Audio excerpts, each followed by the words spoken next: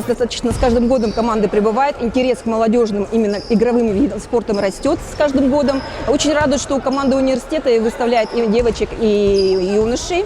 У нас приезжали команды Статинского улуса, очень радует. Вилюйская группа очень достаточно стала постоянно играть в этот вид спорта и каждый год принимает участие в этом виде спорта. Сегодня, конечно, больше акцент мы сделали на то, чтобы посмотреть уровень команды подготовки к играм Дети Азии. Вы знаете, что на следующий год как раз у нас игры Дети Азии. И мы допустили молодежные вот эти команды, конечно, младший возраст. Тем не менее, мы увидели, так скажем, предэтапный уровень наших команд. Дети сейчас как раз готовились к этим соревнованиям. И они как раз сейчас на пике формы. Соответственно, и результат он тоже соответствующий. Первое место.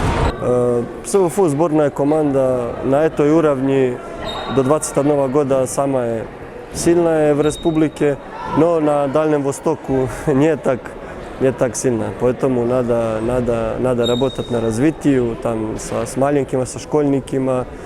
Да, это через 3-4 года это кубок молодежи будет сильный кубок. В прошлом году у нас была категория участников до 25 лет, было команд больше. Было больше таких зрелищных игр. Да?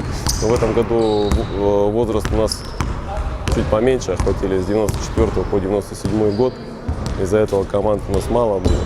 Но все равно игры у нас все были зрелищные, очень зрелищные. Даже несмотря на большие разрывы по очкам, все игроки показывали все свое мастерство как могли.